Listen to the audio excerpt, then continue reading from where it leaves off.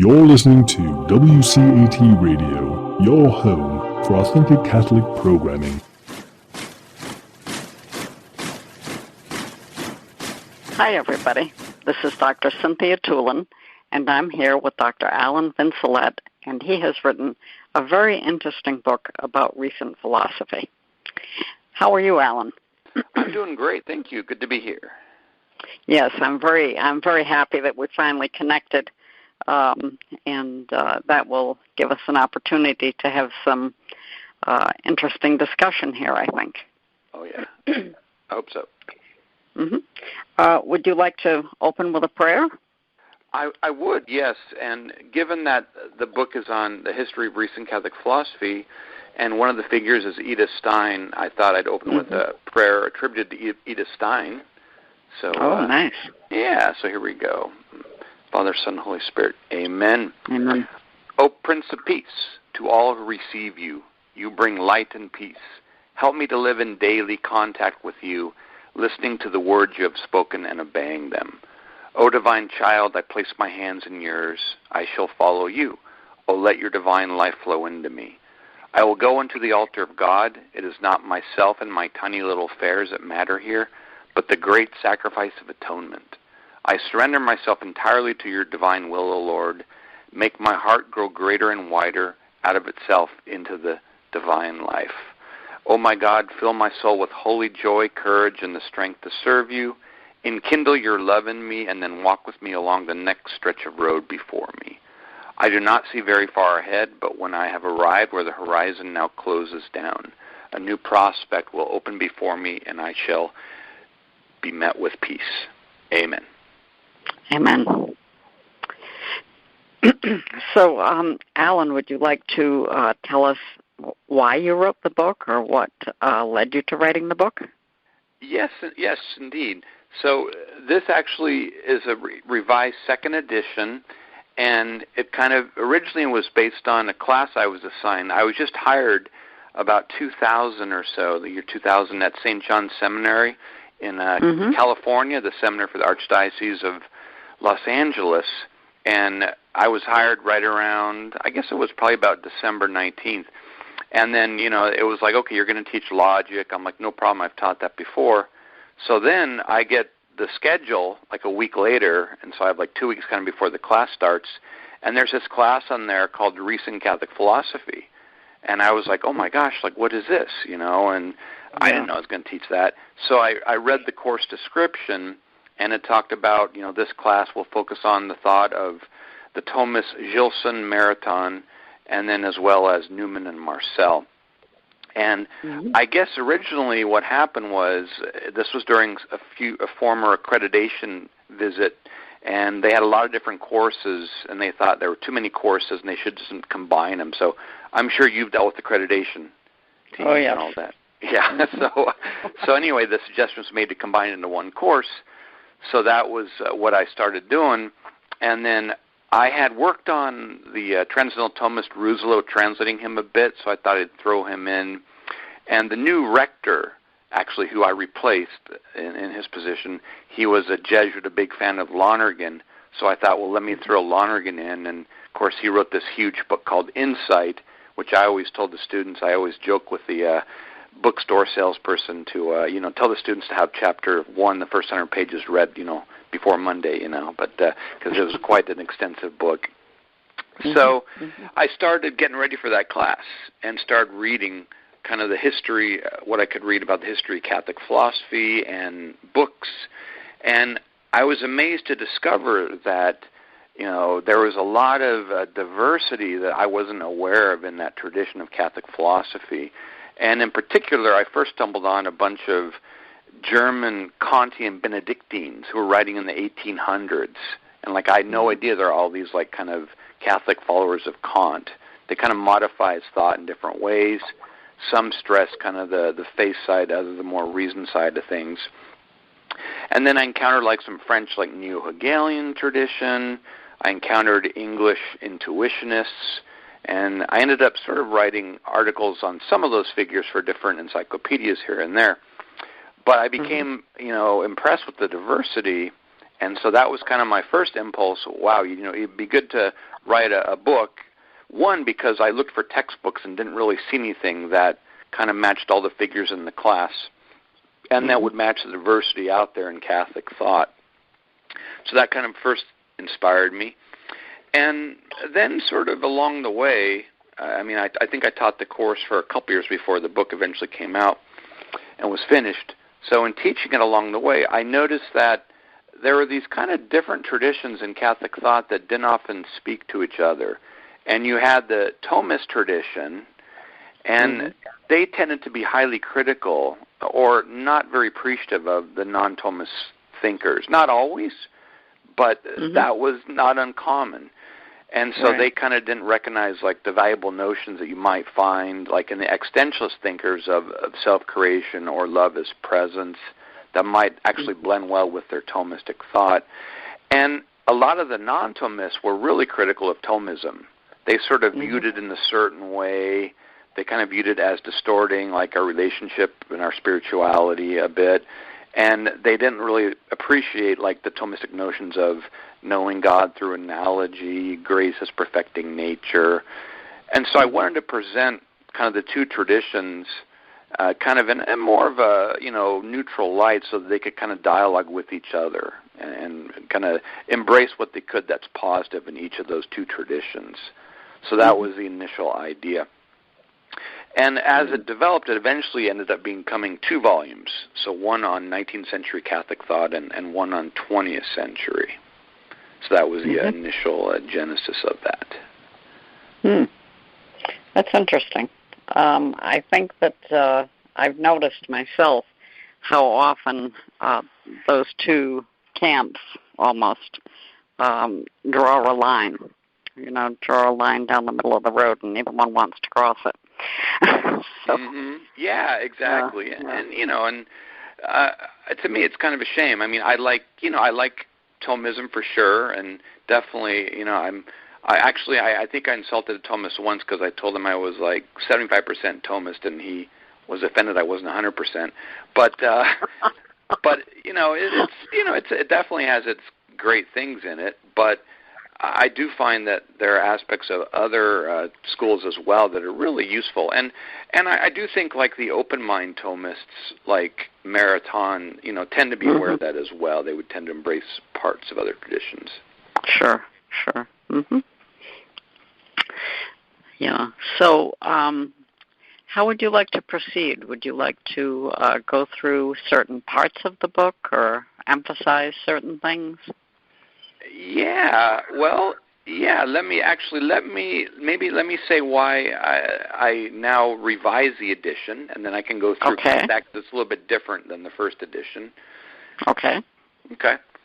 So sure. This the first edition came out through a Marquette University Press in 2011, and and then of course there were some reviews of it, and some of the reviews, I'd say most of them were positive and appreciative and recommended it, for purchase and for study, for scholars, for graduate students, which is kind of what I intended, to get people aware of Catholic thought. And I know, like, some, theologians have found use of it as well. But it is interesting because, some of the reviews, of course, I think pointed out fairly some things that could have been changed.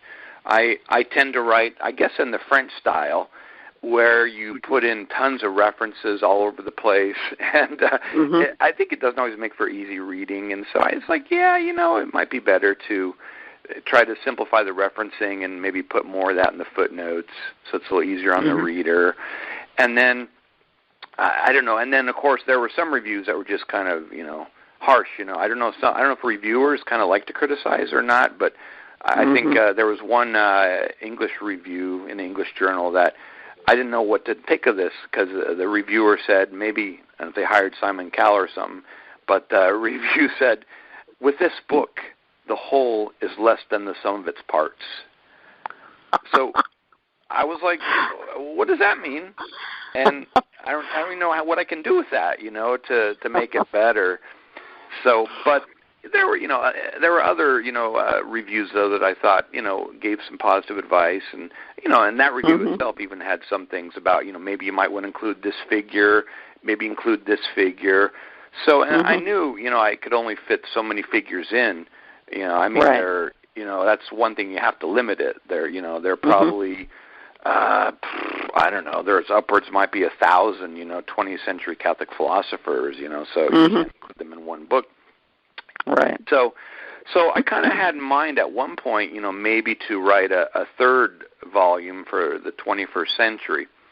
So anyway, then in the meantime, it's kind of interesting. I received a letter from a very, very well-known philosopher, one of the most referenced philosophers in English, and he sort of said, this is a great book, but, why wasn't I in it as one of the figures, and I think I should have been in it. I think I merit inclusion, and he listed his, merits, and I wrote back, and this, actually, I wasn't kidding. I said, I don't know if this will make you feel better or not, but, you just missed the cut. So, I had like 10 people I was going to include, but I had a cutout, and you're one of those, and so if I ever write another volume, I'll put you in. And so he is in this new volume. I'm not going to mention his name again, but he did make it, and that was the idea too, that if I can go back and revise it, and if I can, kind of improve it in different ways and go through the chapters and cut out some material, simplify the referencing, and then I'll have room to include some figures in there that I didn't, and kind of updated as well, include some newer figures. So, so instead of writing a third 21st century volume, I'll include some figures that have been working or whose work has just come to prominence in the last couple decades. So that basically then led to the rewriting of this book. And then in the meantime, the main editor from Marquette University Press had retired, and they were simplifying their publishing schedule. They just had the assistant editor only, and so they thought it's best just to release the rights to me. And so that's when then I said, okay, well, let me look around, and I approached En route Publications for this, and they agreed to publish it, and very happy they did so. Yeah. Yes. So that kind of led definitely to a good publishing house. Oh, yeah, and I like they have attached to it the whole, like, radio and TV and podcast kind of wing as well. Kind of neat. Yep. So if you want, I can go through maybe a overall summary. Sure. Of the book, and then I had a couple things that I was kind of discovered along the way in writing. They're kind of in the footnotes, but I was kind of excited about them that I think are pretty unique as well. So, okay. So, in essence, I kind of organized the book by movement, but also within the movements chronologically, and it kind of worked out in a sense that the earliest movement, phenomenology, kind of is the first movement to chronologically hit, but then, the later figures in that chapter kind of come later than some of the earlier figures. But, it went well, and because, when I teach it, for example, I can kind of summarize phenomenology, or if I use it to supplement like a history of philosophy class that looks at non-Catholics as well, I can kind of summarize the non-Catholics and then kind of turn to this and look at the Catholic phenomenologists. So the first chapter is on phenomenology, and it includes, like some of the originators of the movement who very much were, inspired to convert to Catholicism, like Max Scheler, Dietrich von Hildebrand, Edith Stein, and their phenomenology of the person, in particular, of values, what makes something of value versus subjectively satisfying. Edith Stein has this great notion of the human as having like not only like a body, but a mind that can influence the body and kind of also be open to different sources of spiritual energy, life power, she talks and calls it. And then each chapter I try to include some figures who I thought were kind of underappreciated. Maybe they kind of were big at one time but forgotten about. And so in the first chapter, Henry Dumery was pretty big in the 1960s or so, but you don't hear much about him anymore. So I thought it'd be good to include him. And then I wanted to include a couple newer figures like Enrique Dussel and Emmanuel Falk, who kind of are, right, pretty much, the last 10, 20 years sort of are coming into prominence. So that's kind of the idea for that. And then chronologically, the next movement I hit was Neo-Thomism, looking at kind of the Garrigou-Lagrange, one of the founders, and then the Gilson and Marathon, kind of two of the early prominent people who really influenced all kinds of people in the United States and North America, working out of like Princeton and Toronto. And then, of course, John Paul II, who really also is a phenomenologist as well. And then John Haldane, who's like a contemporary kind of analytical Thomist and kind of advocates combining Thomism and analytical philosophy, is kind of a newer figure in that. And then the other Thomistic movement is Transcendental Thomism, and a lot of it's very different than the Neo-Thomistic movement. In fact, they don't often get along. I always joke often, who does a Thomist hate the most? Another Thomist, right? So if you're kind of part of one of the offsetting schools, you may not like each other. Yeah. So I wanted to look at Pierre Rousselot, who I translated, of course, and then Marichal, and then Ronner and Lonergan. And de Lubac I added to this new edition because I think that his thought is just becoming more and more prevalent, whether you think for good or ill. A lot's been written on his kind of notion of our nature as kind of being always grace to a degree. And so he kind of rejects the idea of a pure nature apart from grace. So I thought it was definitely worth kind of including him in this new edition. And maybe it's worth mentioning that I love history, and so, in doing this, I researched a lot of history, and I'm fascinated by it. And so with regard to Ronner, it was interesting because there was this thing I was reading about where there was kind of this, I don't know what you call it, but like a spiritual love triangle that he had with Louise Rinser, who was a German novelist and who was married to the composer Karl Orff. And from all we can tell, I think their relationship, it wasn't sexual, but they got very close in writing letters, and he was her spiritual director. And at one point, though, she also had another spiritual director, a Benedictine abbot, who was in Rome. And Ronner got very jealous, and he wrote letters to her complaining, why are you having him as your spiritual director and not me? And it was interesting is that, in all the letters, they just called this guy M.A., this Benedictine abbot in Rome. And so anyway, for years I've been trying to identify who this was, and I finally stumbled across like a list of like people in Rome, and that there was a German Benedictine abbot named Paul Augustin Mayer there. So anyway, so one of my footnotes sort of suggests that's probably who M.A. was, the spiritual director that Ronner got jealous of. So I don't know if that's the first ever mention of this thesis, but most books I've read, they say we don't know who this abbot was. So anyway, that was kind of fun, like investigate that for that chapter. Sure. So then the next chapters begin on personalism. And so I look at, for example, Ebner, who I find very underappreciated. In fact, a lot of his language, he talks about the I-thou relationship, and that's sort of become very prevalent today, but no one really knows that he was one of the originators and influenced people like Buber and others in that. He was kind of this obscure Austrian thinker. And then I came across Nadenzell, the French thinker Nadenzell, who was a priest, and I just really loved his thought. And here's like a quote, actually, which I think is really just this beautiful quote. But he talks about love in the person and how, love is what perfects us and makes us who we are. And so here's this quote where he says, "Imagine a couple tenderly embraced, walking along together. This certainly is a loving behavior and a loving state of soul.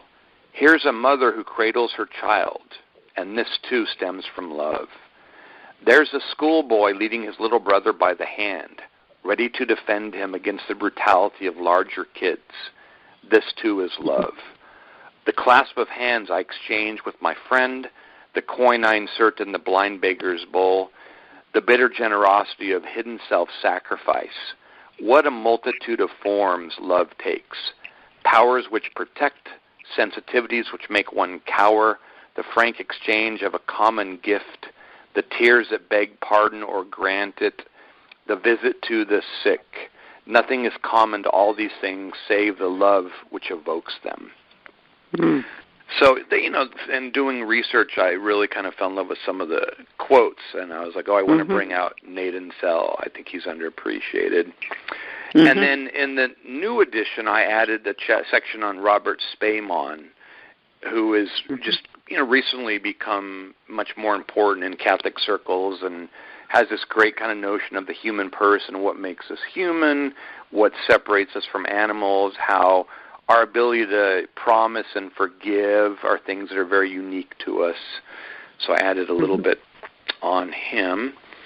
And then I turned to the existentialists, including Louis Laval, who, again, he was huge in like the 50s, and in the United States he's hardly mentioned at all. In France he's actually come back into big prominence, but he's really neat. He actually amazingly combines sort of Nietzsche and Catholic thought, and does so in a dialogue against Sartre as well, and sort of says that, we're called to create ourselves like Nietzsche and Sartre said, but we're called to do so through embracing our vocation and our life in the divine, and embracing our kind of the call within, which we then body forth and manifest.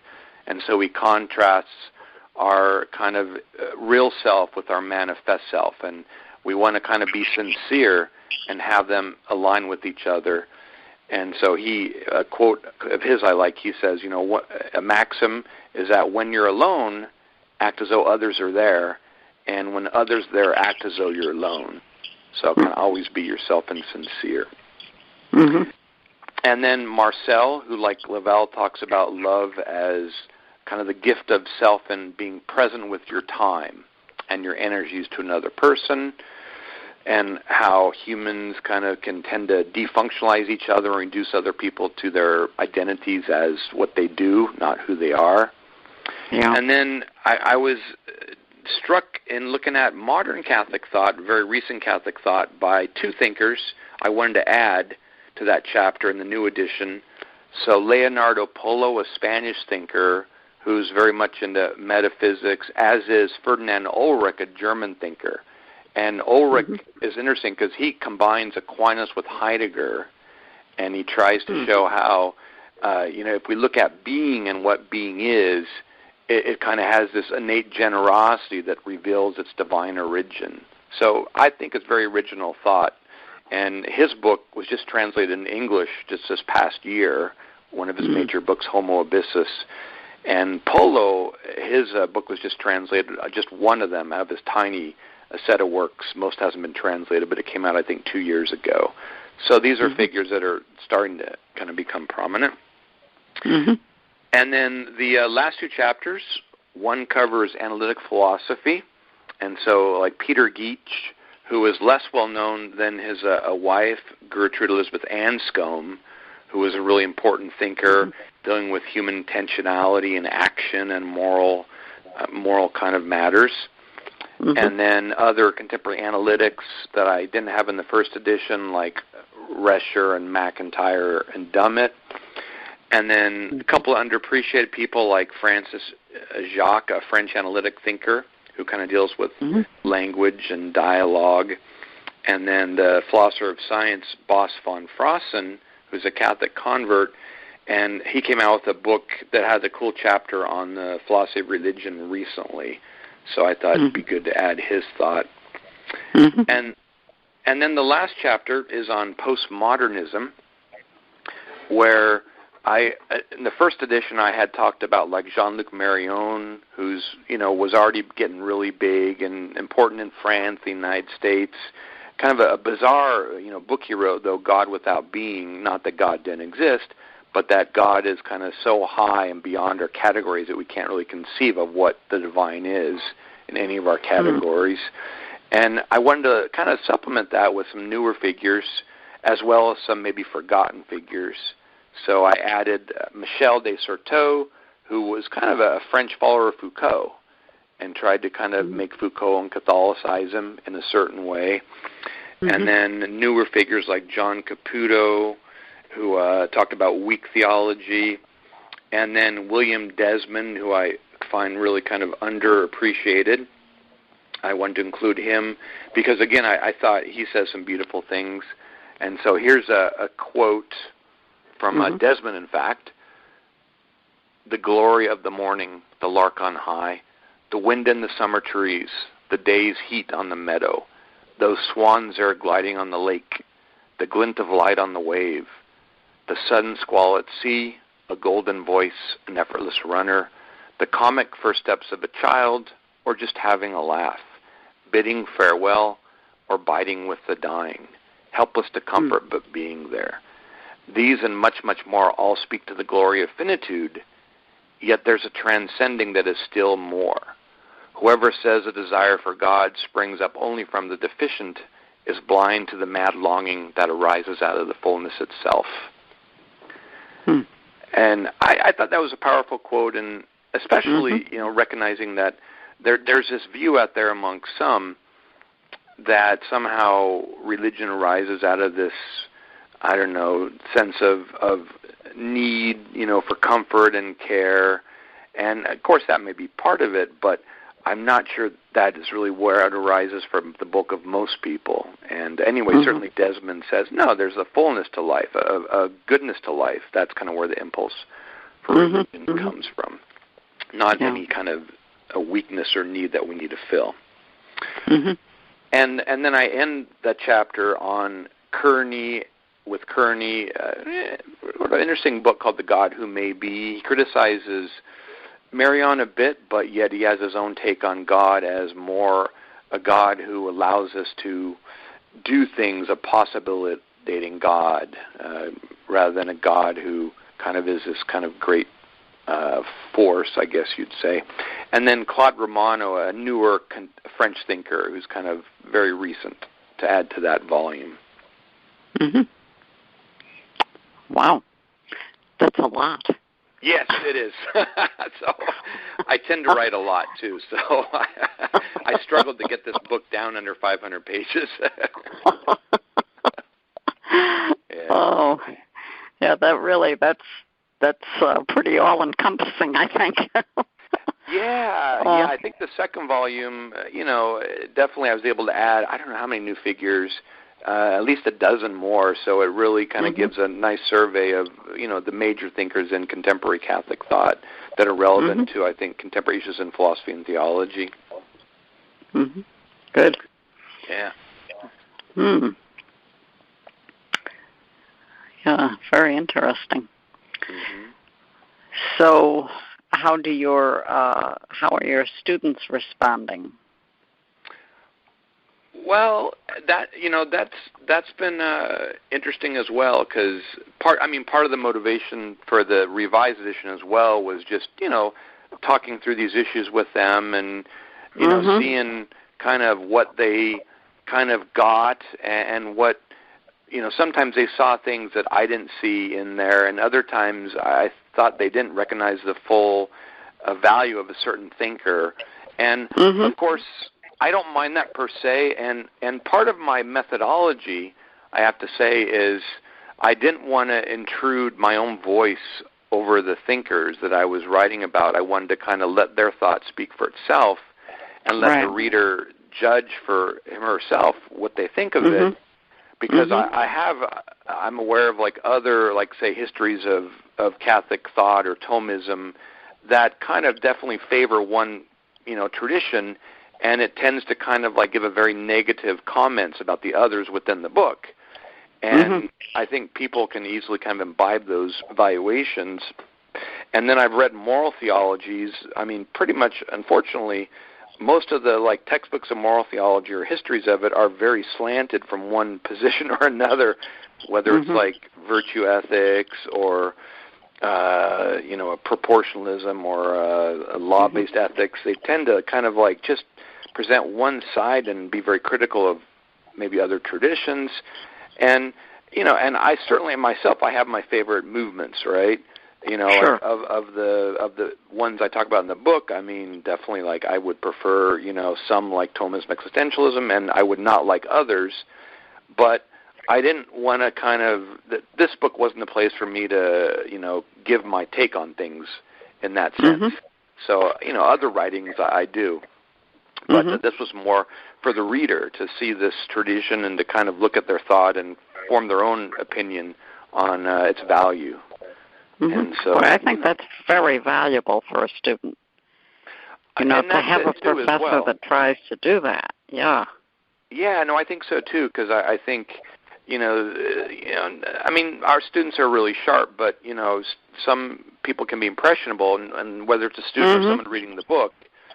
And, yeah, I just think that it's too easy to fall into kind of a given interpretation, and if you have to kind of look at it for yourself and evaluate it for yourself, you kind of can tend to appropriate it more, too, once you kind of recognize the value of it. Right. I think that's very valuable for a student. Gee, I'm glad you teach for us. Yeah. Now I understand all those excellent evaluations. well, good. I'm glad to hear. Yeah. Yeah. And that also kind of spurred this on too, because it's funny because at St. John's Seminary, my class on recent Catholic philosophy, we sort of shifted our curriculum, and so I haven't taught this course there for 10 years or so, but probably about the same time I started teaching at Holy Apostles College. And so so that's been continuing on, and so it gives me a chance to kind of visit these thinkers. And yeah, every time I teach, I'm amazed, like some of the things that the students bring out, like I assign readings, and they're like, point out like all this stuff, and I'm like, oh my gosh, I forgot that was in this thinker. So there's things even that maybe I didn't appreciate that they kind of bring my attention to as well. Sure. So it's really like a conversation. Exactly. It's conversation over this material between the professor and the student. Yep. That's excellent. And eventually I'm working on a supplemental volume, which is kind of a reader, a collection of these same thinkers. It kind of overlaps in part and also introduces some newer thinkers as well, but kind of their collection of their texts that the students can use as well. So hopefully within a few months that'll be out as well. Is that with En route also? It will be, yes. Yeah. Good. Well, I'll get to interview you again then. Oh, good. So, really. I think this is something that people will enjoy hearing about. I'm glad. Yeah, I hope so. Yeah, and, you never know how something's going to be taken or used, but I mean, I have seen it referenced here and there amongst different thinkers who are pretty important, I think, in theology. So I was like, okay, I think it's found a place, and I think the first edition, sold some copies on Amazon. So I was like, okay, yeah, this seems worthwhile. You never know because, like you say, you always get, some reviews will be critical. Some people don't like your methodology, but anyway, you can only do what you think is best and see where where it goes. Yeah, ultimately that's true. Yeah. Yeah. So that's all very interesting to me. So, was there anything in particular you wanted to emphasize other than the structure? Well, I'll just mention maybe one more thing that was kind of fun for me and that was interesting is that in researching Lonergan and his thought, he, of course, back in the day, like especially he, an educated Jesuit, would have known Greek and Latin really well.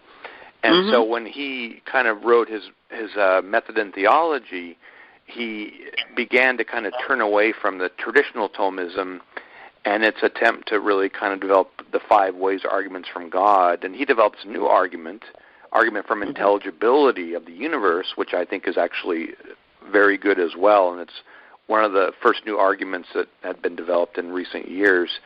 But he, in looking at Vatican I, he kind of went back and he looked at some of the original Latin documents, And he sort of suggested that if you look at the original documents in Latin, that initially there was a decree that humans can know God through the natural light of reason, and it had in the lapse state, right, ab lapso, in that decree, and that was taken out. So he suggested that, the decree really just meant that humans can know the divine if they're like in a state before sin, like in Adam and Eve's position. So that was his interpretation of it.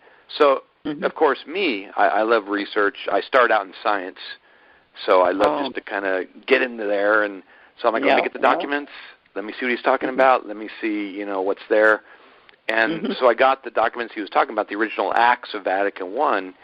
But anyway, I found in doing so that the reason that the bishops, because we also have the reasons why they rejected certain lines or voted against that inclusion.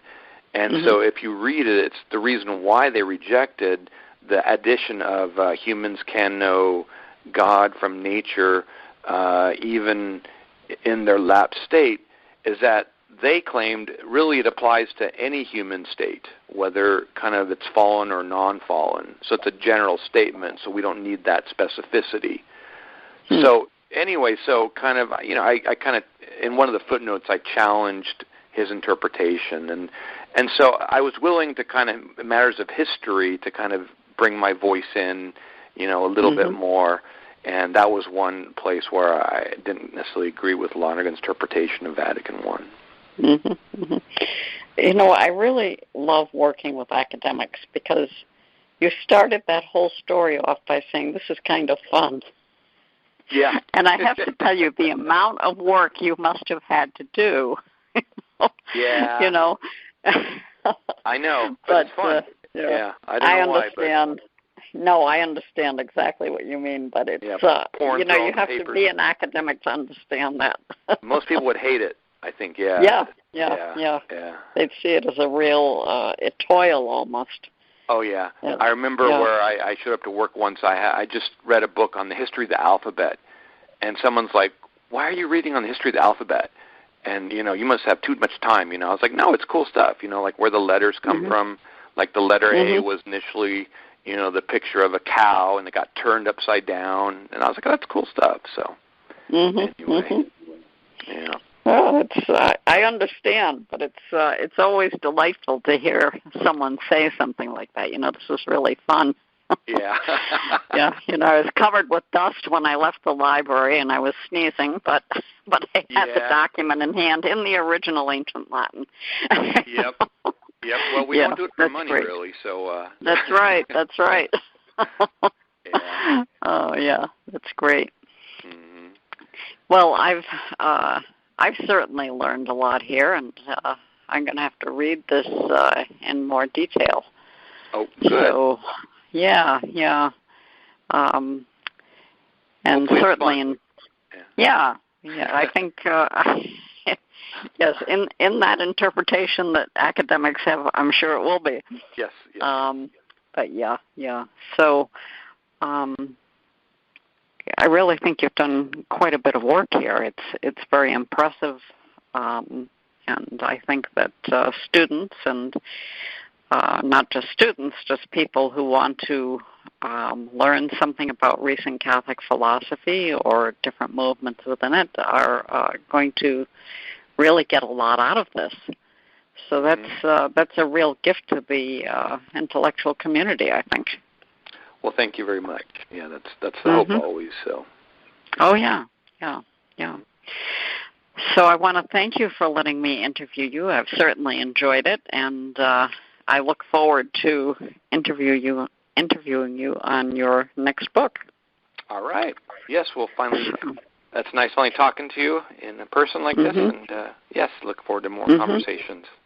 So. Yes. Okay. Would you like to close us with prayer?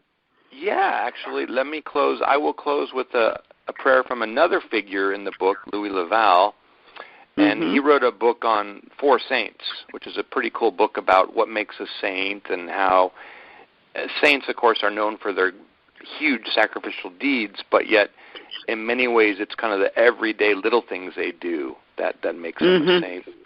And he kind of ends the book with this quote, and he says, "With the dawning of each new day, we ought to experience a thrill of joy at the thought of yet another day with which to devote ourselves to God." Oh, nice. So I thought that would carry us off to the future, hopefully.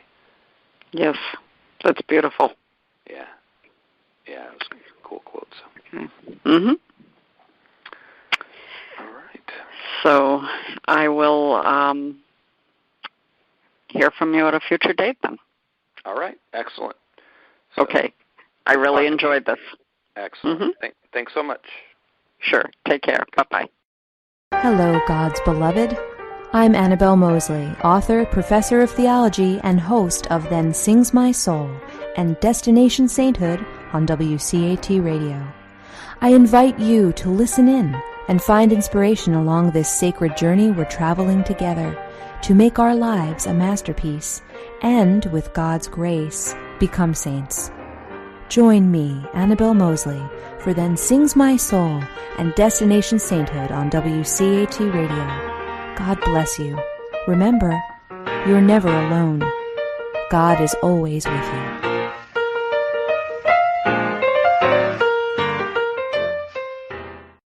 To a production of WCAT Radio. Please join us in our mission of evangelization. And don't forget, love lifts up when knowledge takes flight.